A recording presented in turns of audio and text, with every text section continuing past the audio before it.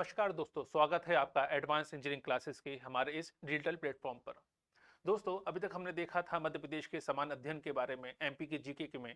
इसमें देखा था, हमने पढ़ने का प्रयास किया था एमपी की हिस्ट्री के बारे में, एमपी के आर्ट एंड कल्चर के बारे में, एमपी के डिस्ट्रिक्ट के बारे में, एमपी की ज्योग्राफी के बारे में, इसके एमपी की फिजियोलॉजी के बारे में, टोपोग्राफी के बारे में, एमपी के इकोनॉमिक्स के बारे में और एमपी के ठीक है पॉलिटिकल सिस्टम के बारे में। ये वो यूनिट है जिसमें हमारा पूरा पोर्शन कवर हो जाता है, जो हमारा नॉन टेक्निकल वाले पोर्शन से जो क्वेश्चन आ सकते हैं। अब कुछ टॉपिक ऐसे हैं जो हमारे करंट्स में शामिल हैं, जिसमें करंट की स्कीम है, करंट में अपॉइंटमेंट किसका हुआ, करंट में पर्सनैलिटी कौन चर्चा में रही है हाल फिलहाल। और एक महत्वपूर्ण टॉपिक होता है बजट। बजट इसलिए करंट का महत्वपूर्ण होता है कि बजट ही किसी भी राज्य की तरक्की को बताता है कि भाई किस दिशा में हमारा राज्य जा रहा है। कि या जैसे भारत का बजट आता है तो बताता है किस दिशा में जा रहा है बजट, हमारा देश तरक्की हो रही है कि नहीं हो रही है, तो उसी से मालूम पड़ता है। हम किसी व्यक्ति की इनकम देखकर पता करते हैं कि उसकी ग्रोथ हो रही है कि नहीं हो रही है। ऐसे ही किसी राज्य की अगर हम आर्थिक तरक्की को देखना चाहते हैं तो हम क्या देखते हैं, हम देखते हैं उसका बजट। अब बजट एक बड़ा अपने आप में बहुत बड़ा मेजर टॉपिक है अपने आप में। जब हम इकोनॉमिक्स की नजरिए से पढ़ते हैं तो बजट अपने आप में बहुत ही बृहद टॉपिक है, याद रखिए लार्ज टॉपिक है अपने आप में। लेकिन जब हम पॉइंट के हिसाब से पढ़ते हैं भाई हमारा क्वेश्चन क्या आ सकता है, क्योंकि नॉन टेक्निकल एग्जाम है तो हमारा एक या दो क्वेश्चन आ सकते हैं। ज्यादा संभावना एक या दो क्वेश्चन की ही है, ऐसा तो है नहीं कि 5 क्वेश्चन बजट से आ जाएंगे आपसे। अब बजट में पढ़ा क्या जाए, बजट में क्या क्या पढ़ना जरूरी है और क्या क्या मेंशन किया गया है आपके बजट में, वो जानकारी हमें होनी चाहिए। अगर हम इकोनॉमिक सर्वे और बजट को अगर पढ़ने का प्रयास करें तो कम से कम 150 से ज्यादा पेज का गवर्नमेंट जो मध्य प्रदेश सरकार ने विधानसभा में पेश किया था उसका डेटा है कम से कम। तो क्या 150 पेज पूरे पढ़ने हैं? नहीं, हमारे लिए 150 पेज किसी काम के नहीं है, क्योंकि हम इंडियन इकोनॉमिक सर्विस की तैयारी नहीं कर रहे हैं या हम सिविल सर्विस की तैयारी नहीं कर रहे हैं। हम एक पर्टिकुलर नॉन टेक्निकल एग्जाम में नॉन टेक्निकल जो पोर्शन है उसकी तैयारी कर रहे हैं। यानी एक या दो क्वेश्चन जो आ सकते हैं, हमें वो जानना वो जरूरी है। तो चलिए आज शुरुआत करते हैं मध्य प्रदेश के बजट से, कि मध्य प्रदेश का जो 2023-24 का बजट है, जो 1 मार्च 2023 को प्रस्तुत किया गया था मध्य प्रदेश की विधानसभा में मध्य प्रदेश सरकार द्वारा, उसी की आज हम चर्चा प्रारंभ करते हैं। देखिए, तो सबसे पहले बजट में हम पढ़ते हैं डेटा। डेटा पढ़ने से पहले जरूरी है कि कुछ बेसिक इंफॉर्मेशन को हम पहले समझ लें। ठीक है, कि भाई बजट में पढ़ा क्या क्या जाता है या बजट में होता क्या है। ठीक है, जब हम बात करते हैं बजट की, किसकी बात करते हैं? बजट की। तो बजट में क्या क्या पढ़ा जाए ये मालूम होना चाहिए। ठीक है, जब भी हम बात करेंगे बजट में तो बजट में कुछ टॉपिक आते हैं। जैसे पहली बात तो ये कि बजट कहाँ पेश होता है, विधानमंडल में पेश, विधानसभा में पेश होता है कि विधान परिषद में पेश होता है, ये मालूम होना चाहिए। तो याद रखिएगा, राज्य की बात करें तो राज्य में हमेशा विधानसभा में बजट पेश होता है, विधान परिषद में नहीं। तो कहां पर पेश होता है, याद रखिए कहां पर पेश होगा, इंट्रोड्यूस कहां पर होता है, विधानसभा में इंट्रोड्यूस होता है, विधानसभा में पेश होता है बजट हमेशा। याद रखिए। दूसरा क्वेश्चन आता है कि कौन सा आर्टिकल है, संविधान का कौन सा अनुच्छेद है, हमारे कॉन्स्टिट्यूशन का कौन सा आर्टिकल है जिसके अकॉर्डिंग बजट में मेंशन किया गया है। तो पहली बात तो हमारे संविधान में, कॉन्स्टिट्यूशन में बजट की डेफिनेशन नहीं है। याद रखिए, पहली बात तो बजट को शब्द का इस्तेमाल भी नहीं किया गया है हमारे संविधान में, बजट शब्द का, याद रखिए बजट वर्ड्स का इस्तेमाल नहीं किया गया है, बल्कि इसे कहा गया है वार्षिक वित्तीय विवरण। क्या कहा गया है? वार्षिक वित्तीय विवरण कहा गया है। तो वार्षिक वित्तीय विवरण यानी annual financial statement, annual financial statement कहा गया है बजट को। बजट शब्द का इस्तेमाल नहीं किया गया है, बजट शब्द का इस्तेमाल नहीं है हमारे कॉन्स्टिट्यूशन में। क्या कहा गया है? वार्षिक वित्तीय विवरण यानी एनुअल फाइनेंस, आपके फाइनेंशियल स्टेटमेंट कहा गया है। तो आर्टिकल कौन सा है? अगर हम स्टेट की बात कर रहे हैं, मध्य प्रदेश की बात कर रहे हैं, तो मध्य प्रदेश में आर्टिकल 202। ठीक है, राज्यों की बात कर रहे हैं, स्टेट की बात कर रहे हैं, तो स्टेट के आर्टिकल 202 में बजट का उल्लेख किया गया है या एनुअल फाइनेंशियल स्टेटमेंट का उल्लेख किया गया है। यानी एमपी गवर्नमेंट में जो बजट पेश हुआ है वो कौन से आर्टिकल के अकॉर्डिंग पेश किया गया? आर्टिकल 202 के अकॉर्डिंग पेश किया गया। अगर हम बात करते हैं संसद में, राष्ट्रीय स्तर पर, ये तो बात किसकी हो रही है?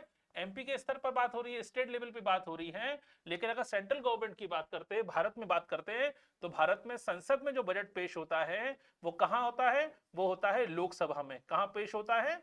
लोकसभा में पेश होता है। और राज्य में कहां पेश होता है? विधानसभा में पेश होता है। लोकसभा में जब पेश होता है तो कौन सा आर्टिकल का इस्तेमाल होता है? आर्टिकल 112 के तहत ये वार्षिक वित्तीय विवरण, एनुअल फाइनेंशियल स्टेटमेंट कहा जाता है, आर्टिकल 112 में। लेकिन जब स्टेट की बात करते हैं तो स्टेट के कौन से आर्टिकल में पेश होता है? 202 में ये पेश किया जाता है। कहां पेश होगा? विधानसभा में, जो कि एमपी का विधानमंडल का लोअर हाउस है विधानसभा। जैसे पार्लियामेंट में लोअर हाउस क्या है? लोकसभा है, निम्न सदन है लोकसभा। क्लियर है? कुछ बेसिक इंफॉर्मेशन मालूम होना चाहिए बजट के बारे में। अब देखिए ये तो मालूम पड़ गया बजट कौन सा आर्टिकल में पेश होता है, बजट में आपके कौन से सदन में पेश होता है, कौन से हाउस में पेश होगा, ये मालूम पड़ गया। इसके अलावा हमारे कॉन्स्टिट्यूशन में बजट को मेंशन या डेफिनेशन नहीं दी गई है, याद रखिए। उसे क्या कहा गया है हमारे कॉन्स्टिट्यूशन में, एनुअल फाइनेंशियल स्टेटमेंट कहा गया है, वार्षिक वित्तीय विवरण कहा गया है हमारे बजट को। इसके अलावा देखिए बजट में और क्या क्या पढ़ना है। बजट में जब हम पढ़ेंगे तो बजट में कुछ टॉपिक को अलग से मेंशन करेंगे कि हमारे बजट में हमें क्या क्या मालूम होना चाहिए, जिससे हमारे क्वेश्चन आ सकते हैं। यहाँ पे बात इकोनॉमिक्स की तो हो नहीं रही है, हम इकोनॉमिक्स नहीं पढ़ रहे हैं, हम क्या पढ़ रहे हैं कि बजट से हमारे जो एमसीक्यू आ सकते हैं वो क्या क्या आ सकते हैं, कि 2023-24 का बजट है, याद रखिए इससे क्या क्या क्वेश्चन बन सकते हैं। जब हम बजट की बात करेंगे तो बजट में जो क्वेश्चन आ सकते हैं वो ये हैं, पहला कि जीडीपी का कितना % खर्च किया जाएगा, यानी स्टेट की जीडीपी का कितना % खर्च होगा, ग्रॉस डोमेस्टिक प्रोडक्ट, सकल घरेलू उत्पाद कितना होगा एमपी जीडीपी का, इस बजट में कितना खर्च होगा। दूसरा, सरकार का रेवेन्यू कितना आएगा, रेवेन्यू मतलब राजस्व कितना आएगा, सरकार की रेवेन्यू इनकम कितनी होगी, सरकार जो टैक्स से पैसा कमाती है वो कितना कमाएगी।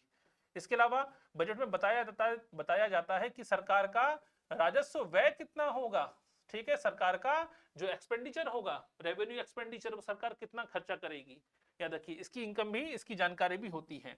इसके अलावा सरकार एग्रीकल्चर पर कितना पैसा खर्च करेगी, कृषि क्षेत्र पर कितना पैसा खर्च करेगी, सरकार सर्विस सेक्टर पर कितना पैसा खर्च करेगी, सरकार, ठीक है, विनिर्माण क्षेत्र पर, मैन्युफैक्चरिंग पर कितना पैसा खर्च करेगी, इसकी जानकारी भी कहां से मिलती है हमें, इसकी जानकारी भी हमें मिलेगी बजट के द्वारा। कि एग्रीकल्चर सेक्टर में कितना पैसा खर्च किया जाएगा, फाइनेंस सर्विस सेक्टर में कितना पैसा खर्च होगा और मैन्युफैक्चरिंग में कितना पैसा खर्च होगा। इसके अलावा सबसे महत्वपूर्ण जानकारी मिलेगी वो होगी हमारी फिस्कल डेफिसिट, यानी राजकोषीय घाटे के बारे में, राजकोषीय घाटा, ठीक है, फिस्कल डेफिसिट कहते हैं। अभी राजकोषीय घाटा कितना होगा ये जानकारी भी आपको होनी चाहिए। इस बार का राजकोषीय घाटा 4.2% का है एमपी का, यानी किसी भी राज्य का घाटा 3% से ऊपर नहीं होना चाहिए। 3% से ऊपर घाटा अगर हो रहा है तो अच्छी बात नहीं मानी जाती, इसका मतलब सरकार ज्यादा लोन ले रही है, क्लियर है, ज्यादा सरकार ज्यादा ऋण ले रही है ऐसा माना जाता है। तो राजकोषीय घाटा कितना है ये मालूम होना चाहिए, कुछ बेसिक इंफॉर्मेशन तो कम से कम मालूम होनी चाहिए बजट के बारे में, कि भाई बजट जो है वो उसकी जीडीपी, कितना जीडीपी का खर्च होगा, कितनी ग्रोथ की बात की गई है, कितना लक्ष्य रखा गया है, रेवेन्यू इनकम कितनी होगी, एग्रीकल्चर पर कितना खर्चा होगा, इन सब चीजों के बारे में जानकारी होनी चाहिए हमारे बजट के बारे में, क्लियर है। इसी पॉइंट से हम इसी फॉर्मेट में पढ़ेंगे, हम पूरे बजट को जानने का प्रयास करेंगे कि हमारा 1 या 2 क्वेश्चन अगर बजट से आ जाता है तो वो कौन से हो सकते हैं। चलिए आगे बढ़ते हैं। तो शुरुआत पहला क्वेश्चन से, हम लोग हमेशा एमसीक्यू की तरह क्वेश्चन सॉल्व करेंगे, कि एमसीक्यू की तरह, ताकि हमें पेपर सॉल्व करना है, हमें कोई बजट याद नहीं करना है, हमारे बजट से क्या क्वेश्चन आ सकता है वो जानकारी होना चाहिए। पहली बात तो बजट कब पेश हुआ, बजट पेश होता है 1 मार्च 2023 को। याद रखिए फाइनेंशियल ईयर हमारा क्या होता है, फाइनेंशियल ईयर हमारा होता है 1 अप्रैल से, ठीक है, 31 मार्च, ये हमारा फाइनेंशियल ईयर होता है, वित्त वर्ष कहते हैं। तो हमारा पहला क्वेश्चन बन गया मध्य प्रदेश का वित्त वर्ष, सभी राज्यों का होता है, भारत का भी यही होता है, 1 अप्रैल से 31 मार्च, ये हमारा वित्त वर्ष है, फाइनेंशियल ईयर है, याद रखिए। लेकिन उसमें ऐसे तो नहीं हो सकता कि 1 मार्च से बजट लागू हो जाएगा, बजट पेश हुआ है, उस पर डिस्कशन होगा, बहस होगी, वोटिंग होगी, तब जाके बजट से सरकार को पैसा मिलेगा खर्च करने के लिए। तो सरकार को पैसा खर्च करने के लिए मिलेगा 1 अप्रैल से, लेकिन बजट 1 महीने पहले ही पेश हो गया ताकि उस पर डिस्कशन हो सके, उस पर जनता राय जान सके, उस पर विपक्ष अपोजिशन पार्टी क्वेश्चन कर सके, याद रखिए मोशन ला सके, कट मोशन ला सके, कटौती प्रस्ताव ला सके, ये सब कई सारे आपके फॉर्मेलिटी होती हैं। तो बात हो रही है बजट कब पेश हुआ, बजट पेश हुआ 1 मार्च 2023 को, ये पहला क्वेश्चन हो गया। दूसरा क्वेश्चन, ठीक है, फाइनेंशियल ईयर कितना है, 1 अप्रैल से 31 मार्च, ये हमारा वित्त वर्ष है, फाइनेंशियल ईयर है, दूसरा क्वेश्चन सॉल्व हो गया। तीसरा क्वेश्चन किसने पेश किया, तो हमारे फाइनेंस मिनिस्टर कौन है, याद रखिए मध्य प्रदेश के जो फाइनेंस मिनिस्टर हैं वो कौन है, जगदीश देवड़ा। कौन है यहाँ पे, जगदीश देवड़ा, ये है हमें कौन है, हमारे फाइनेंस मिनिस्टर है। तो तीसरा क्वेश्चन सॉल्व हो गया कि एमपी के फाइनेंस मिनिस्टर कौन है, क्लियर यहाँ तक, याद रखिए। तो देखिए केवल 3 क्वेश्चन मालूम पड़ गए हमारे, 3 जानकारी मिल गई हमें। पहला क्वेश्चन कब पेश हुआ, दूसरा क्वेश्चन फाइनेंशियल ईयर क्या है, और तीसरा क्वेश्चन हमारे मध्य प्रदेश के फाइनेंस मिनिस्टर कौन है, ये क्वेश्चन भी आ सकता है, बड़ा सिंपल सा क्वेश्चन आ सकता है। इसके अलावा कहां पेश हुआ, लेजिस्लेटिव असेंबली में पेश हुआ है, याद रखिएगा, याद रखिए किसमें, विधानसभा में पेश किया गया। अभी हमने पढ़ा था बजट कहां पेश होता है, विधानसभा में पेश होता है, विधान परिषद में बजट पेश नहीं होता। तो चौथा क्वेश्चन आ गया, चौथा एमसीक्यू सॉल्व हो गया हमारा। तो 4 एमसीक्यू सॉल्व कर लिए अभी तक हमने केवल बेसिक इंफॉर्मेशन से। अब देखिए बात किसकी हो रही है, ये कहा गया है, अभी आपने सुना भी होगा, ठीक है, 15 अगस्त के दिन प्रधानमंत्री ने भी कहा था, प्रधानमंत्री जी ने भी कहा था कि $5 ट्रिलियन इकोनॉमी बनानी है हमें। अब $5 ट्रिलियन की जो इकोनॉमी बनानी है, इसमें कंट्रीब्यूशन सभी राज्यों को देना होगा। तो मध्य प्रदेश ने अपने जो बजट का 20% याद रखिए वो काय पे खर्च किया जाएगा। जो भारत का जो लक्ष्य है, भारत सरकार का $5 ट्रिलियन की इकोनॉमी बनाने का जो लक्ष्य रखा गया है, इसका 20% जो कंट्रीब्यूशन है, ठीक है, सॉरी, इसका लगभग 20% जो योगदान होगा हमारे बजट का, $5 ट्रिलियन की इकोनॉमी का नहीं, हमारे बजट का टोटल जो बजट बना है इसका 20% $5 ट्रिलियन की इकोनॉमी बनाने में लक्ष्य रखा गया है, उसमें योगदान दिया जाएगा। तो मध्य प्रदेश सरकार का जो बजट होगा उसका 20%, मध्य प्रदेश सरकार का जो टोटल बजट है इसका 20% काय पे खर्च किया जाएगा। इसका पूरा उद्देश्य होगा जो $5 ट्रिलियन की इकोनॉमी बनने वाली है इंडिया की, उसमें एमपी का कंट्रीब्यूशन, एमपी के बजट का 20% उसमें होगा। क्लियर है, याद रखिए। तो ये जानकारी मालूम होना चाहिए $5 ट्रिलियन के बारे में भी, और एमपी गवर्नमेंट का कंट्रीब्यूशन कितना होगा एमपी स्टेट का। तो मध्य प्रदेश का जो कंट्रीब्यूशन होगा वो $5 ट्रिलियन की इकोनॉमी में एमपी के बजट का 20% इस बार काय पे खर्च किया गया है। याद रखिए 2023 के बजट में केवल भारत सरकार का जो लक्ष्य है $5 ट्रिलियन की इकोनॉमी, उसमें खर्च किया जाएगा। इसके अलावा पहली बार ई बजट पेश किया गया है। ई बजट मतलब सारी इंफॉर्मेशन पेपरलेस है अपने आप में, ठीक है। ई बजट है, सारी इंफॉर्मेशन डेटाबेस के रूप में है, याद रखिए पेपरलेस बजट है अपने आप में। तो एमपी का पहला ई बजट है 2023-24 का बजट। अब क्वेश्चन आ सकता है एमपी का पहला ई बजट कौन सा था, 2023-24, 22-23, 21-22, ऐसे क्वेश्चन आ सकते हैं। तो अगला क्वेश्चन क्या आ सकता है, एमपी का फर्स्ट ई बजट कौन सा था, 2023-24 का जो बजट है वो एमपी का पहला ई बजट था। क्लियर है। तो देखिए केवल 4 से 5 क्वेश्चन आपको जानकारी मिल जाती है केवल एक स्लाइड को जानकारी होने से, कि एमपी का बजट कब पेश हुआ, फाइनेंस मिनिस्टर कौन है, किसने पेश किया, फाइनेंशियल ईयर कौन सा है, और $5 ट्रिलियन की इकोनॉमी में ये हमारा जो बजट है इसका कितना परसेंट खर्च होगा। तो 20% खर्च होगा $5 ट्रिलियन की इकोनॉमी को बनाने में, योगदान देने में, याद रखिए। और पहले दूसरी महत्वपूर्ण बात, एमपी का पहला ई बजट है 2023-24 का बजट। क्लियर है। चलिए आगे बढ़ते हैं। अगली बात देखें, विनियोग की बात हो रही है। टोटल कितना इन्वेस्टमेंट की जाएगा एमपी गवर्नमेंट की तरफ से, एमपी का जो बजट है वो कितने का बजट है, वो है 3,14,024 करोड़ का हमारा बजट है। 3 लाख करोड़ का बजट है, यानी आसान भाषा में कहें तो 3 खरब का बजट है हमारा, ठीक है। तो 3,14,000 करोड़ का बजट है, ये राशि आपको याद होना चाहिए, याद रखिए, बहुत महत्वपूर्ण होता है। कभी कभी डेटाबेस जो क्वेश्चन आते हैं वो सीधा क्वेश्चन से उठा दिए जाते हैं कि एमपी का जो टोटल बजट है वो कितने का है, याद रखिएगा। जैसे भारत सरकार का लगभग बजट 60 लाख करोड़ से ऊपर का होता है, एमपी गवर्नमेंट का बजट जो है वो 3,14,028 करोड़ 24 करोड़ का बजट है, याद रखिएगा। अब यहां से क्वेश्चन बनता है कि एमपी का जो बजट बनाया गया 23-24 का, ये 22-23 की कंपैरिजन में, 2022-23 में जो बजट आया था उसके कंपैरिजन में कितना परसेंट अधिक है। ऐसे क्वेश्चन अगर आ जाएं तो याद होना चाहिए 22-23 के कंपैरिजन में, 22-23 की तुलना में 12% ज्यादा खर्च किया जाएगा इस बजट में। यानी ये बजट क्या है, 2022-23 में जो पैसा खर्च किया गया था, टोटल बजट था, उसकी तुलना में 12% ज्यादा है। कौन सा बजट, 2023-24 का। क्लियर है। ऐसे क्वेश्चन बनते हैं, ये 12% डेटा जो है यही आपसे क्वेश्चन बन जाता है कि एमपी गवर्नमेंट का जो बजट है वो पिछले वर्ष की तुलना में या पिछले ईयर्स की कंपैरिजन में कितना परसेंट ज्यादा है, 10%, 12%, 11%, 14%। एमपीएससी में देखिए ये पैटर्न होता है, इसको तारीखों से और नंबर से बड़ा प्रेम है पीएससी को। तो ऐसे क्वेश्चनों में, परसेंटेज वाले क्वेश्चनों में क्वेश्चन बन सकता है कि हमारा जो बजट आया है इस साल का वो पिछले साल के बजट से कितना परसेंट ज्यादा है, याद रखिए 12% ज्यादा है। इसके अलावा अगला कहा गया है कि राजकोषीय घाटा कितना होगा। राजकोषीय घाटा बताया गया है कि एमपी की जीडीपी का, भारत की जीडीपी का बात नहीं हो रही, एमपी की जीडीपी का, याद रखिए फिस्कल डेफिसिट। ये फिस्कल डेफिसिट क्या होता है इसको मालूम होना चाहिए। याद रखिए राजकोषीय घाटे का मतलब होता है कि जैसे मान लीजिए सरकार ने कहा कि हमारी इनकम, सरकार ने बजट में कहा कि हमारी जो इनकम है वो 100 रुपए है और जो खर्चा हो रहा है वो 110 रुपए हो रहा है, तो 10 रुपए का डेफिसिट आ रहा है, घाटा हो रहा है सरकार को। इनकम 100 रुपए की है और खर्चा एक्सपेंडिचर 110 रुपए का है। लेकिन राजकोषीय घाटे जब सरकार ने बताया तो सरकार ने बताया कि जो हमारी 100 रुपए की इनकम है उसमें इनकम तो हमारी 80 रुपए की है, 20 रुपए तो हम लोन ले रहे हैं, यानी लोन को भी इनकम के रूप में बता रहे हैं। याद रखिए ये गलत है।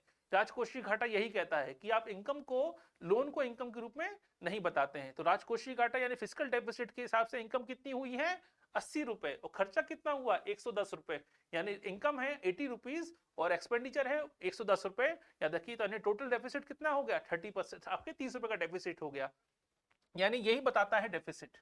क्लियर है। वैसे नॉर्मल केसेस में क्या होता है, नॉर्मल केसेस में अगर हम बात करें जैसे मान लीजिए, ठीक है, हमारा इनकम है और एक्सपेंडिचर है। इनकम बताई जा रही है रेवेन्यू इनकम की 100 रुपीज की इनकम हुई है, और एक्सपेंडिचर जो बताया जा रहा है हमारा, याद रखिए वो बताया जा रहा है 110 रुपए का।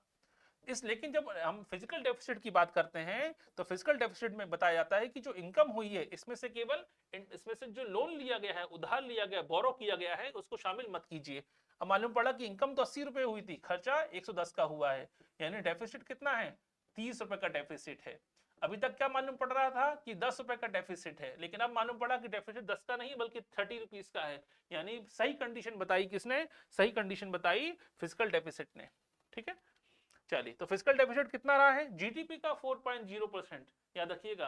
तो 4.0% याद रखिएगा, यहीं से क्वेश्चन बनता है कि एमपी गवर्नमेंट का डेफिसिट कितना रहेगा 2023-24 में, कितना रहा है, 4.02% रहेगा, यह अनुमान लगाया गया है। क्लियर है यहाँ तक, ये अनुमान नहीं थे, याद रखिए एस्टिमेट है अपने आप में, ये अनुमान लगाया गया है, एस्टिमेट है कि भाई 4.02% हमारा डेफिसिट रहेगा। इसका मतलब एमपी गवर्नमेंट अभी लंबे समय से क्या ले रही है, लोन ले रही है, याद रखिएगा, ज्यादा कर्ज ले रही है, यानी कर्ज लेके याद रखिए सरकार चल रही है। तो ऐसी कंडीशन में क्या होता है, जब ज्यादा कर्ज लेती है सरकारें, याद रखिए इसका मतलब उनको रेवेन्यू इनकम कम हो रही है, बल्कि कर्ज लेकर अपने खर्चे पूरा कर रही है। यही कारण है फिजिकल डेफिसिट क्या होता जाएगा, बढ़ता जाएगा। यानी जैसे सरकार ज्यादा कर्ज लेती है, फिजिकल डेफिसिट क्या होता जाता है, बढ़ता जाता है। क्लियर है यहाँ तक, ये कितना परसेंट रहेगा, 4.02% रहेगा, ये भी डेटा आपको याद होना चाहिए। इसके अलावा ये कहा गया है कि भाई 2022-23 के कंपैरिजन में, ठीक है, जो टैक्स रेवेन्यू है, याद रखिए रेवेन्यू वो कितना बढ़ गया है, वो 11% बढ़ गया है। 2023-24 में बजट में बताया गया है कि जो 2022-23 में हमारा रेवेन्यू आया था, इनकम हुई थी, रेवेन्यू इनकम टैक्स से, रेवेन्यू इनकम मतलब टैक्स से होने वाली इनकम, वो 11% बढ़ गई है 2023-24 में। लेकिन देखिए हमारा जो एक्सपेंडिचर है वो भी क्या हो गया है, रेवेन्यू एक्सपेंडिचर भी 11% ही बढ़ गया है। यानी 11% इनकम बढ़ी है और 11% ही खर्चे बढ़े हैं, तो कंडीशन तो स्टेबल ही रह गई, यानी तरक्की स्थिर हो गई हमारी। देखा जाए तो अगर 11% आपकी इनकम बढ़ रही हो, खर्चे भी आपके 11% बढ़ रहे हैं, तो एक्स्ट्रा पैसा आपके पास नहीं आने वाला। इस एक्स्ट्रा पैसा ना आने की कंडीशन में आपको मनी बोरो करना पड़ेगा, उधार लेना पड़ेगा, और जब उधार लेके सरकार चलाएंगे, उधार लेके आप खर्चे पूरे करेंगे, तो आपका फिजिकल डेफिसिट क्या होता जाएगा, बढ़ता जाएगा। क्लियर है, तो कितना होगा फिजिकल डेफिसिट, 4.02%। ठीक है, रेवेन्यू एक्सपेंडिचर कितना बताया गया है कि 11% बढ़ गया है, और इनकम कितनी बढ़ाई है, रेवेन्यू इनकम कितनी बढ़ी है, वो भी याद रखिए 11% बढ़ी है। क्लियर है दोनों, ये डेटा आपको याद होना चाहिए। चलिए, इसके अलावा देखें जो ब्याज का भुगतान होगा, इंटरेस्ट पेमेंट किया जाएगा। इंटरेस्ट पेमेंट क्यों करना पड़ रहा है, क्योंकि आप देख रहे हैं फिजिकल डेफिसिट ज्यादा है। फिजिकल डेफिसिट ज्यादा है मतलब सरकार ने ज्यादा उधार लिया है, उधार लिया है तो उधार का इंटरेस्ट चुकाना पड़ेगा, ब्याज चुकाना पड़ेगा। जो ब्याज चुकाया जाएगा वो टोटल रेवेन्यू का, जितना रेवेन्यू इनकम हुई है, याद रखिए उसका 10% तक होगा। यानी सरकार को अगर 100 रुपए की इनकम हुई है रेवेन्यू से, उसका 10% यानी 10 रुपए क्या चुकाना पड़ेंगे, उसके 10 रुपए आपके केवल इंटरेस्ट के रूप में, प्रिंसिपल की बात नहीं हो रही है अभी यहाँ पे, किसकी बात हो रही है, इंटरेस्ट चुकाना पड़ेगा 10%। तो ये कहा गया है कि जो हमारा जो ब्याज का भुगतान है 2023-24 बजट में, हमारे टोटल रेवेन्यू इनकम का 10% हम इंटरेस्ट के रूप में इसको चुकाएंगे। क्लियर है, तो कुछ परसेंटेज डेटा होते हैं, याद रखिए इस परसेंटेज को आपको अच्छे से पढ़ना है इस बजट वाले टॉपिक में। चलिए अगला देखें अब आता है कि भाई 2020-21 में, ठीक है, ये हमारा इकोनॉमिक सर्वे का डेटा है। इकोनॉमिक सर्वे क्या होता है, बजट से एक दिन पहले इकोनॉमिक सर्वे पेश किया जाता है। इकोनॉमिक सर्वे बताता है कि अभी तक की क्या क्या स्थिति हो चुकी है हमारी, अभी तक हम किस स्थिति तक पहुंच चुके हैं। बजट तो आगे वाला अनुमान बता रहा है, इकोनॉमिक सर्वे बताता है कि क्या क्या अभी तक हो चुका है। अब हम आगे कहां जाएंगे वो बजट में है, लेकिन अभी तक कहां तक पहुंचे वो इकोनॉमिक सर्वे का हिस्सा होता है। तो बजट से एक दिन पहले ही आता है, इसलिए इकोनॉमिक सर्वे पढ़ना जरूरी होता है। तो इकोनॉमिक सर्वे में ये कहा गया था कि 20-21 में एमपी के बजट में बात हो रही है, बजट से एक दिन पहले आया था, आता है विधानसभा में पेश होता है, याद रखिएगा। 20-21 में जो हमारा सेक्टर ग्रोथ बताई गई है, ग्रोथ आपको एग्जाम में आ सकती है कि एग्रीकल्चर सेक्टर में 47%, मैन्युफैक्चरिंग सेक्टर में 19% और सर्विस सेक्टर में 34% की ग्रोथ देखी गई है। याद रखिए, यानी हमारी अगर एमपी की इकोनॉमिक्स की बात करें तो एमपी की इकोनॉमी में कंट्रीब्यूशन है 3 सेक्टर का। कौन कौन से, प्राइमरी, सेकेंडरी और टर्शरी। प्राइमरी मतलब एग्रीकल्चर सेक्टर, सेकेंडरी मतलब मैन्युफैक्चरिंग सेक्टर, और टर्शरी मतलब सर्विस सेक्टर। याद रखिएगा, इसका मतलब है कि अभी भी मध्य प्रदेश की इकोनॉमी में 47% कंट्रीब्यूशन है किसका, केवल एग्रीकल्चर का। 47% कंट्रीब्यूशन है एग्रीकल्चर का। मैन्युफैक्चरिंग सेक्टर का जो कंट्रीब्यूशन है वो है 19%, और सर्विस सेक्टर का जो कंट्रीब्यूशन है 34% है। याद रखिए, इसका मतलब एमपी की इकोनॉमी अभी भी काय पे चल रही है, एग्रीकल्चर बेस्ड इकोनॉमी है, कृषि आधारित अर्थव्यवस्था है। यानी मध्य प्रदेश की इकोनॉमी अभी भी किसानों के भरोसे है, किसानों के दम पर ही चल रही है। 47% कंट्रीब्यूशन है एमपी की इकोनॉमिक्स में, किसका, एमपी की इकोनॉमी में, ग्रोथ में, जीडीपी में 47% का कंट्रीब्यूशन है। ये डेटा जो लिखा हुआ है 90%, 40%, 34%, यही आपको पढ़ना पड़ेगा। इसका मतलब ये बजट से ये मालूम पड़ता है कि हमारा मैन्युफैक्चरिंग सेक्टर कितना है, केवल 19% है। इसका मतलब यानी एमपी में ज्यादा उद्योग नहीं है, एमपी में ज्यादा आपके मैन्युफैक्चरिंग नहीं होती सामानों की। सर्विस सेक्टर अच्छा ग्रोथ कर रहा है, यानी सर्विस सेक्टर तो है, सेवाएं दे रहे हैं, ट्रांसपोर्टेशन से लेके आईटी सब है, लेकिन बड़े स्तर पर भी सर्विस सेक्टर भी ग्रोथ नहीं कर पा रहा, क्योंकि अभी हमारा प्राइमरी सेक्टर 47% पे चल रहा है। याद रखिएगा, जब किसी भी राज्य की 47% की इकोनॉमी केवल एग्रीकल्चर सेक्टर से आती हो, तो वहां पर ज्यादा मैन्युफैक्चरिंग या सर्विस सेक्टर ग्रो नहीं कर पा रहा है, इसका मतलब। चलिए इसके अलावा देखें हमारी जो प्रति व्यक्ति आय पर कैपिटल इनकम बताई गई है एमपी में, याद रखिएगा, वो कितनी बताई गई है? वो बताई गई है 1,37,339 रुपए थी। ये बताया गया था कब? 2021-22 में ये बताया गया था, ठीक है, याद रखिए। लेकिन जो हम देखें 18-19 की तुलना में ये 8% तक बढ़ चुकी है, यानी हमारी जो पर कैपिटल इनकम है एमपी की, उसमें 8% की ग्रोथ के बारे में बताया गया है इकोनॉमिक सर्वे में बजट के माध्यम से। तो हमारा अगला क्वेश्चन बनता है कि एमपी की जो पर कैपिटल इनकम है, एनुअल इनकम है मध्य प्रदेश की पर कैपिटल इनकम, वो कितनी बड़ी है? वो बड़ी है 8% की दर से। क्लियर है? 8% की रेट से एनुअल इनकम बड़ी है हमारी, ये जानकारी भी होनी चाहिए। इसके अलावा देखें, ये बताया गया कि राज्य की सबसे बड़ी इनकम का सोर्स क्या है? स्टेट की सबसे बड़ा इनकम जो होती है वो स्टेट जीएसटी से होती है। जीएसटी कितने टाइप के होते हैं? 3 टाइप के होते हैं। सीजीएसटी होता है, ठीक है, एसजीएसटी होता है और आईजीएसटी होता है, ठीक है, याद रखिएगा, ठीक है। एमपी की इनकम का सबसे बड़ा सोर्स क्या है? स्टेट जीएसटी, जो आता है एसजीएसटी से। कितनी इनकम होती है? लगभग 37% की इनकम एमपी को गवर्नमेंट को केवल स्टेट जीएसटी से होती है, राज्य वस्तु एवं सेवा कर से होती है। तो एमपी की इकोनॉमिक में, एमपी की पूरी जीडीपी में सबसे ज्यादा इनकम कैसे होती है? स्टेट जीएसटी से होती है। याद रखिएगा, कितने परसेंट होती है? 37% होती है। बस यही डेटा जो है एग्जाम में क्वेश्चन बनते हैं आपके कि 2023-24 के बजट में कितनी इनकम बताई गई है एमपी गवर्नमेंट की। सबसे ज्यादा इनकम कैसे होती है एमपी गवर्नमेंट को? एमपी गवर्नमेंट को सबसे ज्यादा इनकम होती है एमपी स्टेट को 37% स्टेट जीएसटी से होती है। वैट, वैट से कितनी होती है? वैल्यू एडिड टैक्स, वैट से कितनी होती है? 23% होती है। वैट क्या होता है? वैट भी इनडायरेक्ट टैक्स है अपने आप में। जैसे अल्कोहल है या हमारा पेट्रोलियम है, इस पर जीएसटी लागू नहीं होता, याद रखिएगा, इन पर जीएसटी लागू नहीं होता। तो जो शराब है, अल्कोहल है, इसके अलावा जो हमारे आपके लीकर्स हैं और हमारा जो पेट्रोलियम है, इन सब पे क्या लगता है? इन सब पे वैल्यू एडिड टैक्स लगता है। उससे जो इनकम होती है गवर्नमेंट की वो 23% है। यानी एमपी गवर्नमेंट की सबसे बड़ा इनकम सोर्स क्या है? स्टेट जीएसटी जो 37% है, और दूसरा सोर्स है क्या? वैट, जो कितना परसेंट है? 23% है। ये दो डेटा आपको याद होने चाहिए बजट के माध्यम से। चलिए अगला देखें। अब बजट में क्या क्या कहा गया वो मालूम होना चाहिए। बजट में ये कहा गया कि भाई जो प्राथमिक स्कूल हैं, प्राइमरी स्कूल हैं, इनके लिए 11,406 करोड़ रुपए खर्च किए जाएंगे। ये डेटा आपको याद होना चाहिए, ठीक है। इसमें बहुत सारे डेटा नहीं शामिल किए गए हैं, कुछ डेटा को ही इंपोर्टेंट डेटा है, जो महत्वपूर्ण डेटा है, उसको याद होना जरूरी है आपके पास। पहला क्वेश्चन ये कहा गया है कि जो प्राइमरी स्कूल हैं, क्योंकि हमारे पास याद रखिएगा आपके न्यू एजुकेशन पॉलिसी की बात होती है 2020 में जो आई थी, और जो न्यू एजुकेशन पॉलिसी जो है उसको इंप्लीमेंट करने के लिए सरकारों को एजुकेशन में बहुत ज्यादा पैसा खर्च करना पड़ेगा। याद रखिएगा, हर स्टेट को बहुत ज्यादा पैसा खर्च करना पड़ेगा न्यू एजुकेशन पॉलिसी को इंप्लीमेंट करने के लिए। यही कारण है कि आजकल प्राइमरी स्कूल पे ज्यादा फोकस हो रहा है स्टेट गवर्नमेंट का। आपने सुना भी होगा सीएम राइज स्कूल होते हैं आजकल, याद रखिए। तो 11,406 करोड़ का प्रोविजन किया गया है किसके लिए? प्राइमरी स्कूलों के लिए। डेटा याद कर लीजिए। दूसरा कहा गया है, याद रखिए, दूसरा है प्रधानमंत्री आवास योजना। अब प्रधानमंत्री आवास योजना हम जानते हैं 2.5 लाख रुपए तक की सब्सिडी मिलती है। याद रखिएगा, किसमें? जो लोग अपने जीवन में पहला मकान खरीद रहे हैं उनको 2.5 लाख रुपए तक की सब्सिडी मिलती है प्रधानमंत्री आवास योजना में। और ग्रामीण क्षेत्रों में लगभग 2.5 लाख रुपए तक की आय आपको सरकार के द्वारा सब्सिडी दी जाती है मकान बनाने के लिए। ये जो योजना चल रही है सेंट्रल गवर्नमेंट की प्रधानमंत्री आवास योजना, इसके लिए 8,000 करोड़ याद रखिए क्या दिए गए हैं, इसमें शामिल किया गया है कि 8,000 करोड़ का कंट्रीब्यूशन देगा स्टेट गवर्नमेंट। 8,000 करोड़ रुपए सैंक्शन किए गए हैं बजट में। इसके अलावा देखिए तीसरा जो महत्वपूर्ण है वो है लाडली बहना योजना। यहां से क्वेश्चन आ सकता है, जो अभी हाल फिलहाल खूब बड़ी फेमस योजना है जिसमें 1,000 रुपए मिलते हैं प्रत्येक महिला को, याद रखिएगा। तो जो लाडली बहना योजना सरकार ने शुरू करी है इस साल, उसमें 8,000 करोड़ रुपए का मेंशन सैंक्शन किया गया है बजट के माध्यम से। तो ये क्वेश्चन बड़ा महत्वपूर्ण है, ये क्वेश्चन चर्चा में है, करंट का इशू है, इसलिए क्वेश्चन आ सकता है कि 2023-24 के बजट में लाडली बहना स्कीम की जो अनाउंस किया गया था उसके लिए कितना जो फंड एलोकेट किया गया है, सैंक्शन किया गया है 8,000 करोड़। ये याद होना चाहिए, आपके क्वेश्चन बन सकता है।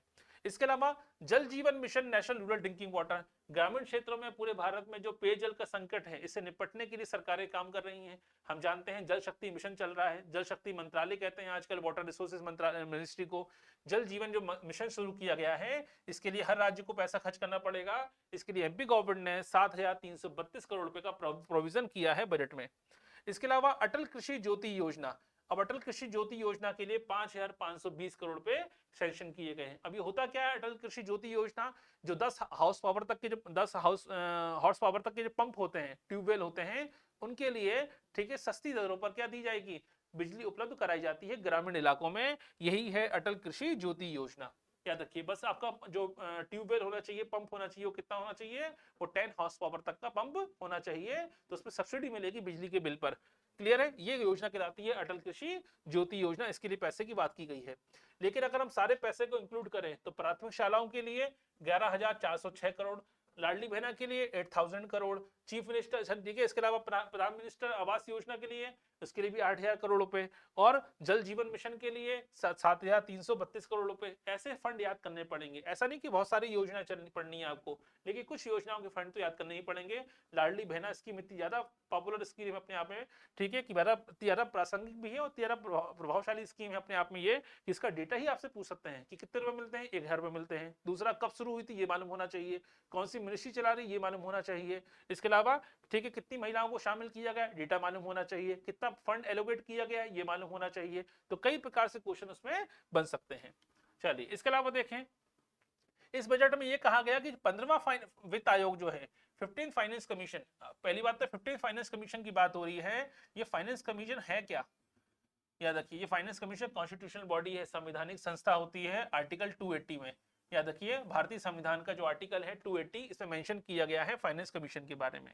तो फाइनेंस कमीशन के बारे में बताया गया है आर्टिकल 280 में, याद रखिए। और 15 फाइनेंस कमीशन की बात हो रही है, याद रखिए एनके सिंह इसके चेयरमैन थे। कौन, एनके सिंह। तो एनके सिंह कौन थे, 15 फाइनेंस कमीशन के चेयरमैन थे। ये भी क्वेश्चन आ सकता है, एनके सिंह, ठीक है, याद रखिएगा कौन थे, एनके सिंह।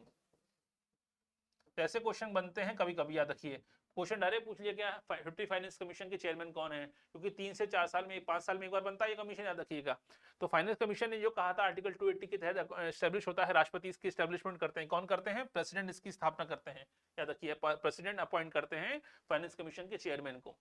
तो इसमें यह कहा गया था कि 15 फाइनेंस कमीशन में यह कहा गया था, इसने रिकमेंडेशन किया था कि जो लोकल बॉडीज होती हैं, जो पंचायतें होती हैं, नगर पालिका, नगर निगम, स्थानीय जनपद पंचायत, जिला पंचायत, इनको पैसे की जरूरत पड़ती है। क्यों, क्योंकि इनके पास इतना बजट नहीं होता है, इनके पास रिस्पॉन्सिबिलिटी तो ज्यादा है, इनको बहुत बड़े स्तर पे काम करने हैं, लेकिन इनके पास टैक्स लगाने की पावर बहुत लिमिटेड है, इनके पास इनकम इतनी नहीं होती लोकल बॉडीज के पास, जो विधानसभा जो आपकी पंचायतें होती हैं, जनपद पंचायत होती है, ग्राम सभा होती है, इनके इनकम का सोर्स बहुत सीमित है। ऐसे में सरकार द्वारा इनको क्या मिलता है, सरकार स्टेट गवर्नमेंट इनको फंड एलोकेट करती है या ग्रांट देती है, अनुदान देती है।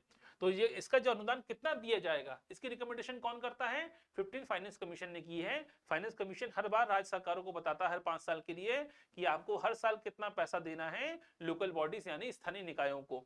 तो इसमें कहा गया था कि भाई 4,176 करोड़ रुपए दिए गए हैं, किसके लिए, ग्रांट दिया गया है, अनुदान दिया गया है लोकल बॉडीज। लोकल बॉडीज मतलब नगर निगम, नगर पालिका, जनपद पंचायत, ग्राम पंचायत, जिला पंचायत, इन सब की बात हो रही है।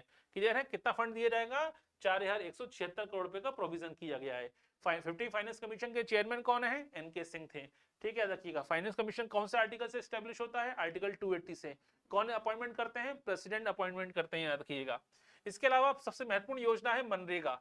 मनरेगा के तहत ये कहा गया कि 3500 करोड़ रुपए खर्च करेगी सरकार, याद रखिए, मनरेगा स्कीम के तहत। जो नेशनल रूरल एम्प्लॉयमेंट जो गारंटी स्कीम है मनरेगा, इसके तहत कितना फंड दिया गया है। मनरेगा सबसे बड़ी स्कीम है, दुनिया भर की सबसे बड़ी स्कीम है, याद रखिए। तो वर्ल्ड की सबसे लार्जेस्ट एम्प्लॉयमेंट स्कीम है मनरेगा। दुनिया में इतनी बड़ी स्कीम कहीं नहीं है रोजगार देने वाली।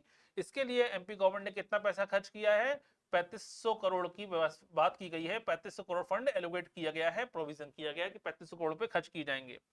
इसके अलावा अटल गृह ज्योति योजना, अटल गृह ज्योति योजना अभी हमने पढ़ा था, गृह आपकी ग्रामीण ज्योति योजना, वो तो 10 हाउस पावर तक के जो पंप हैं उनके लिए बात हो रही थी। अब यहाँ आती है अटल गृह ज्योति योजना, क्या है, याद रखिएगा। क्योंकि बीच में एक 18 महीने की सरकार बनी थी कांग्रेस की, उस समय योजना लाई गई थी इंदिरा गांधी योजना, इंदिरा ज्योति योजना, जिसमें सब्सिडी दी जाती थी आपके बिजली के बिलों पर। जब गवर्नमेंट चेंज हो गई तो सरकार ने इसी योजना का नाम चेंज किया, अटल गृह ज्योति योजना कर दिया। इसमें भी यही कहा गया है कि सब्सिडी मिलती है जो बिजली के बिलों पर, ताकि बिजली के बिल की खपत, जो ज्यादा बिल भारी बड़े बड़े बिल आते हैं उसमें खपत कम हो सके, सरकार उसमें सब्सिडी देती है अपनी तरफ से, याद रखिएगा। इसे कहते हैं अटल गृह ज्योति योजना, जिसमें बिजली बिलों पर सब्सिडी सरकार द्वारा प्रोवाइड कराई जाती है। इसके लिए 3500 करोड़ रुपए का प्रोविजन किया गया है, 35,000 करोड़ रुपए की बात, 3500 करोड़ की बात की गई है। ठीक है, चलिए अगला देखें। अब आता है सीएम राइज स्कूल। अब सीएम राइज स्कूल क्या होते हैं? ऐसे स्कूलों की बात की गई है जहां पे सारी आधारभूत संरचनाएं हों, जहां पे पूरा आधुनिक जो मॉडर्न स्ट्रक्चर बनाया जाए, इंफ्रास्ट्रक्चर डेवलप किए जाए, जहां पे अच्छे शौचालय, अच्छी लाइब्रेरी, अच्छी व्यवस्था हो। ठीक है, ऐसा ना हो कि दीवारें टूटी हो, छतें टूटी पड़ी हो, ऐसा कुछ नहीं होगा। सीएम राइज स्कूल का मतलब ही ये होगा कि ऐसी स्कूल बनाए जाए जो अपने आप में मॉडल हो, अपने आप में एक आदर्श बन जाए। ठीक है, देखिए आदर्श एक रोल मॉडल की तरह काम करें। तो सीएम राइज स्कूल के लिए 3,230 करोड़ रुपए का प्रोविजन किया गया है। और कितने स्कूल बनाने का लक्ष्य रखा गया है, याद रखिएगा, भारत एमपी गवर्नमेंट के द्वारा 9,300 स्कूल बनाने का लक्ष्य रखा गया है कि 9,300 सीएम राइज स्कूल बनाए जाएंगे पूरे एमपी में। याद रखिएगा, हर जिले में, हर ग्रामीण इलाकों में, हर जिला पंचायत में स्कूल बनाए जाएंगे। 9,300 स्कूल बनाने का लक्ष्य रखा गया है। इसके लिए सरकार इस साल कितना प्रोविजन किया गया? 3,230 करोड़ का प्रोविजन किया गया है, फंड एलोकेट किया गया है। इसके अलावा मुख्यमंत्री किसान कल्याण योजना। अब ये मुख्यमंत्री किसान कल्याण योजना क्या है? चीफ मिनिस्टर याद रखिए फार्मर वेलफेयर स्कीम। ये है क्या? आपने पढ़ा था कि एक होती है प्रधानमंत्री किसान सम्मान निधि, जिसमें क्या मिलते हैं? 6,000 रुपए मिलते हैं, 6,000 रुपीज मिलता है सेंट्रल गवर्नमेंट के द्वारा, पीएम के, ओके, इसे कहते हैं पीएम किसान सम्मान निधि। इसी में ही 4,000 रुपए कौन देता है? इसी में ही 4,000 मिलाकर, यानी टोटल 10,000 मिलते हैं किसानों को। ठीक है, सीएम सम्मान निधि कहते हैं, सीएम किसान आपके फार्मर वेलफेयर स्कीम कहते हैं, किसान कल्याण सम्मान निधि मिलती है 4,000 रुपए की। अब गवर्नमेंट ने क्या किया? गवर्नमेंट ने इस बजट में इस 4,000 को बढ़ाकर कर दिया 6,000। अब 2-2 हजार की 3 किस्तों में 6,000 रुपए मिलेंगे स्टेट गवर्नमेंट की तरफ से। यानी सेंट्रल गवर्नमेंट की तरफ से कितना मिल रहा है? 6,000 रुपए, और स्टेट गवर्नमेंट की तरफ से भी क्या मिलेगा? 6,000 रुपए, यानी किसानों को 12,000 रुपए, याद रखिए, इसमें दिए जाएंगे। तो ये किसान सम्मान, किसान कल्याण योजना जो बनाई गई सरकार ने, इसके लिए सरकार ने 3,230 करोड़ रुपए का फंड एलोकेट किया है, प्रोविजन किया है। फिर आता है हाउसिंग फॉर ऑल, सबके लिए घर। याद रखिए, हर व्यक्ति तक घर पहुंचाने के लक्ष्य रखा गया, 2025 तक का जो लक्ष्य रखा गया है, इसके लिए सरकार ने 2,800 करोड़ का प्रोविजन किया है, ताकि सभी व्यक्तियों को पक्के घर उपलब्ध कराए जा सके। प्रधानमंत्री आवास योजना अलग है, ये अलग है, याद रखिएगा। इसके अलावा प्रधानमंत्री फसल बीमा योजना। अब प्रधानमंत्री फसल बीमा योजना क्या है? हमने पढ़ा था फसलों के अलग रूप होते हैं, जैसे हम पढ़ते हैं खरीफ की फसल, रबी की फसल, और एक होती है बागवानी फसल। अगर कोई भी किसान अपनी फसल को, ठीक है, मौसम की मार से बचाना चाहता है, किसी प्राकृतिक आपदा से बचाना चाहता है, तो थोड़ा सा प्रीमियम देके, 1.5 रुपए, 2.5 रुपए, 5 रुपए का प्रीमियम देकर एकड़ के हिसाब, एरिया के हिसाब से अपनी बीमा करा सकता है। इसे कहते हैं प्रधानमंत्री फसल बीमा योजना, जो बहुत अच्छी योजना है। 2015-16 से शुरू हुई थी। उसके लिए सरकार ने 2,001 करोड़ का प्रोविजन किया गया है, ताकि अगर सरकार कोई भी आपदा आती है, जैसे इस साल बारिश बहुत ज्यादा हो रही है, ठीक है, मार्च अप्रैल में ओले गिर गए थे, ओले पड़ गए थे, तो ऐसी कंडीशन में क्या होता है, किसानों की फसल की आपदा की स्थिति में, प्राकृतिक आपदा की स्थिति में, किसानों के जो बीज बोए गए हैं या फसल खराब हो जाती है, उसका आर्थिक नुकसान जो होता है, इस नुकसान की भरपाई करने के लिए ही ये फसल बीमा योजना प्रारंभ की गई है। इसके अलावा अब देखिए डेटाबेस क्वेश्चन क्या क्या आ सकते हैं। डेटाबेस क्वेश्चन बहुत अच्छे से आ सकते हैं इस टॉपिक से, याद रखिए। बजट में कोई ना कोई इंस्टीट्यूशन या कोई ना कोई संस्थान की बात हमेशा होती है। इस साल जो बजट में कहा गया है कि मंडला में और छिंदवाड़ा में आदिवासियों के लिए कौशल विकास केंद्र, स्किल डेवलपमेंट सेंटर बनाए जाएंगे। स्किल डेवलपमेंट सेंटर कहां बनेंगे? छिंदवाड़ा में और मंडला में, 2 डिस्ट्रिक्ट में स्किल डेवलपमेंट सेंटर बनाए जाएंगे। यही हमारे लिए एमसीक्यू बन जाता है, यही हमारा क्वेश्चन बन जाता है कि भाई 2023-24 के बजट में, ठीक है, जो स्किल डेवलपमेंट सेंटर बनाए जाएंगे आदिवासी इलाकों में, ट्राइबल्स बेल्ट में, वो कहां पर बनेंगे? वो बनेंगे मंडला और छिंदवाड़ा में। क्लियर है? ऐसे क्वेश्चन आ जाते हैं। इसके अलावा एक और कहा गया है कि जो मेडिकल डिवाइस पार्क बनाया जाएगा, जहां मेडिकल डिवाइस बनाए जाएंगे, ये कहां बनाया जाएगा? ये बनाया जाएगा उज्जैन में। तो अगला एमसीक्यू हमारा सॉल्व हो गया। अगला एमसीक्यू आ गया कि 2023-24 के बजट में हाल ही में मध्य प्रदेश के कौन से डिस्ट्रिक्ट में, याद रखिए, मेडिकल डिवाइस पार्क बनाने की बात की गई है। आंसर आएगा उज्जैन। तो हमें क्वेश्चन बनाना सीखना है कि क्वेश्चन हमारे एक क्वेश्चन भी अगर आ जाए तो कहां से आ सकता है, तो बजट से यहां से हमारे क्वेश्चन सॉल्व हो सकते हैं। चलिए अगला क्वेश्चन देखें। अगला कहा गया कि खाद्य सब्सिडी, जो खाद्य सब्सिडी होती है, फूड सब्सिडी होती है, इसकी बात हो रही है। तो याद रखिए, इसमें यह कहा गया है कि एमपी में समस्या क्या है? एमपी में कुपोषण बहुत ज्यादा है। मेल न्यूट्रिशन बहुत ज्यादा है, याद रखिएगा। तो खाद्य जो कुपोषण की समस्या है, यही कारण है कि एमपी को इथोपिया कहा जाता है भारत का। भारत का इथोपिया कहते हैं किसको? एमपी को। और मध्य प्रदेश में कहते हैं, याद रखिए, श्योपुर को। तो इथोपिया से पुरी को, सॉरी, इथोपिया कहा जाता है। क्यों? क्योंकि कुपोषण की दर बहुत ज्यादा है एमपी में, भरपेट भोजन नहीं है लोगों के पास, यही कारण है। ऐसी स्थिति में याद रखिए गवर्नमेंट ने शुरू किया है कि 1,000 रुपए किसको दिए जाएंगे? ऐसे जगह पे दिए जाएंगे जब बैकवर्ड ट्राइब्स रहती हैं, जिसमें बेगा, भारिया और सहरिया। हमने पढ़ा था 3 ट्राइब्स ऐसी हैं जिसको एमपी गवर्नमेंट ने, याद रखिए, अति पिछड़ी जनजाति घोषित किया हुआ है। ठीक है, मोस्ट बैकवर्ड आपके ट्राइब्स अनाउंस किया गया है एमपी गवर्नमेंट के द्वारा। 3 ट्राइब्स हैं ऐसी, कौन कौन सी? बेगा, भारिया एंड सहरिया। याद रखिए ये 3 ट्राइब्स ऐसी हैं। बेगा रहते हैं मंडला के इलाकों में, भारिया पतालकोट छिंदवाड़ा के इलाकों में, और सहरिया रहते हैं चंबल के इलाकों में, गुना, श्योपुर, शिवपुरी और ग्वालियर के इलाकों में। इन तीनों ट्राइब्स को में सबसे बड़ी समस्या क्या है? सबसे बड़ी से समस्या बनी हुई है वो है मेल न्यूट्रिशन यानी कुपोषण की। इसी समस्या का समाधान करने के लिए बजट में ये कहा गया है कि इन तीनों ही ट्राइब्स को, ठीक है, क्या दिया जाएगा? 1,000 रुपीज अकाउंट में ट्रांसफर किए जाएंगे, ताकि क्या कर सके, इनकी महिलाओं के बैंक खातों में ट्रांसफर किए जाएंगे, ताकि भरपेट भोजन व्यवस्था कर सके अपने बच्चों के लिए। तो कुपोषण से बाहर निकालने के लिए इन तीनों ही ट्राइब्स के लिए 1,000 रुपीज का प्रोविजन किया गया है पर मंथ। किसके द्वारा? ये खास सब्सिडी दी जाएगी इस ट्राइब्स की महिलाओं को। क्लियर है? तो यहाँ से क्वेश्चन आ सकता है कौन कौन सी ट्राइब्स को मिलेगा। तो कौन कौन सी ट्राइब्स हैंगी? बेगा, भारिया और सहरिया। इन तीनों के साथ ट्राइब्स वाला टॉपिक हमने अलग से पढ़ा हुआ है, आप जाकर वीडियो देख सकते हैं। इसके अलावा कितना फंड मिलेगा, कितना पैसा मिलेगा अकाउंट में? 1,000 रुपीज दिया जाएगा। इसके अलावा देखें, मुख्यमंत्री बालिका स्कूटी योजना। ऐसी लड़कियां, ऐसी, याद रखिए, जिन्होंने आपके हाई सेकेंडरी में यानी उच्च माध्यमिक शिक्षा में, सॉरी, उच्च माध्यमिक स्तर पर यानी हाई सेकेंडरी स्तर पर क्या लिखा है? अच्छी पढ़ाई की है, अच्छे नंबर लेके आई हैं, टॉप किया है, याद रखिए, उन्हीं को क्या दिया जाएगा? उनको ई स्कूटर वितरित किए जाएंगे। क्लियर है? क्या दिए जाएंगे? ई स्कूटर वितरित किए जाएंगे। जिसने भी जिले में, जनपद के इलाकों में टॉप किया है, सबसे अच्छे नंबर आए हैं सरकारी, बस नियम यही है कि सरकारी स्कूल से पढ़ा होना जरूरी है, याद रखिएगा। क्लियर है? उनके लिए दी जाएगी ई स्कूटर वितरण दिए जाएंगे। इसके अलावा देखें, एजुकेशन की बात करें तो 2023-24 के बजट में एजुकेशन की अगर हम बात करें तो ये कहा गया है कि कुल व्यय का जो हमारा बजट है उसके, याद रखिए, शिक्षा के लिए कितना होगा? सरकार अपने कुल बजट का 16% तक खर्च कर रही है। 16.1% पर की अब आवंटित किया गया है, याद रखिए, को टोटल खर्चे का। सरकार जितना भी एक्सपेंडिचर कर रही है उसका 16% काय पे खर्च करेगी? केवल एजुकेशन पे खर्च करेगी, ये बताया गया है। जो क्यों? जो बाकी इतने भी राज्यों ने खर्च किया है उसके औसत से भी अधिक है। अगर भारत के सभी राज्यों का एजुकेशन पे जो खर्चा निकालें वो लगभग होता है 14.8%। याद रखिए, उन सभी राज्यों के औसत से भी ज्यादा खर्चा कर रही है कौन? MP government. लगभग 16.1% पैसा खर्च करेगी किस पर? एजुकेशन पर। यानी सबसे ज्यादा एजुकेशन में पैसा खर्च करने वाला राज्यों में कौन शामिल हो गया? मध्य प्रदेश शामिल होगा, 16.1%। यहां से क्वेश्चन आ सकता है कि एमपी गवर्नमेंट अपने बजट में कितना % पैसा खर्च करेगी एजुकेशन सेक्टर में? 16.1% पैसा खर्च करेगी। इसके अलावा देखें, मध्य प्रदेश सरकार ने कृषि पर कितना खर्चा होगा? हमने कहा था ना कि हमने हर एक सेक्टर पढ़ना पड़ेगा। तो एग्रीकल्चर पर कितना पैसा खर्च करेगी? 6.5% आवंटित किया जाएगा। यानी एमपी गवर्नमेंट अपने कुल इनकम का या कुल खर्च आपके एक्सपेंडिचर का, व्यय का 6.4% पैसा काय पे खर्च करेगी? केवल एग्रीकल्चर पर खर्च करेगी। याद रखिएगा, एलोकेट किया गया है 6.4% पैसा किसके लिए? एक्सपेंडिचर ऑफ एग्रीकल्चर के लिए। क्लियर है? यहां से भी डेटा आपको याद होना चाहिए। इसके अलावा देखें, एनर्जी सेक्टर पर, ऊर्जा में क्षेत्र में कितना पैसा खर्च करेगी? एनर्जी सेक्टर में एलोकेट किया गया है 9% टोटल एक्सपेंडिचर का। यानी एमपी गवर्नमेंट की इनकम का 9% पैसा काय पे खर्च होगा? इलेक्ट्रिसिटी पर।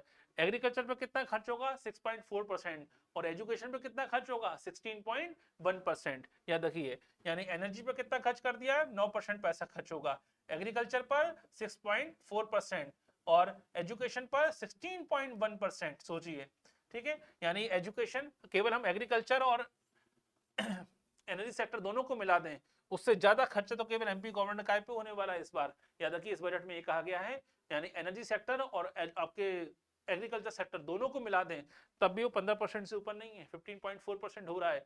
और एजुकेशन पे कितना खर्च होगा? 16.1% पैसा खर्च होगा। क्लियर है?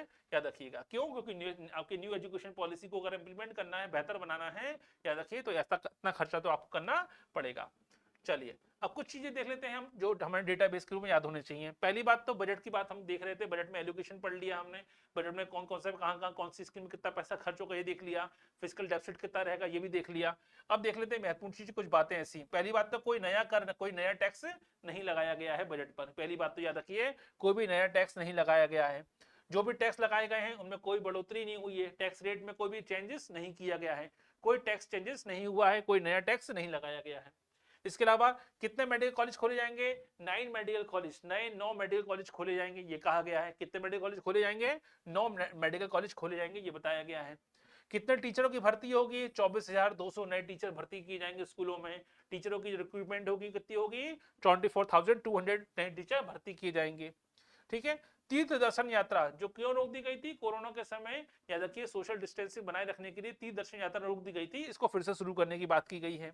इसके अलावा पूरब से पश्चिम नर्मदा एक्सप्रेसवे जोड़ा जाएगा, याद रखिए अनूपपुर से अलीराजपुर तक का जोड़ने के लिए नर्मदा एक्सप्रेसवे शुरू किया जाएगा पूरब से पश्चिम जोड़ने के लिए। इसके अलावा हम देखें आदिवासी जिलों में जो स्टूडेंट्स हैं इनके लिए ट्रांसपोर्ट सर्विस प्रोवाइड कराई जाएगी, परिवहन सेवा उपलब्ध कराई जाएगी आदिवासी क्षेत्रों में बच्चों के लिए।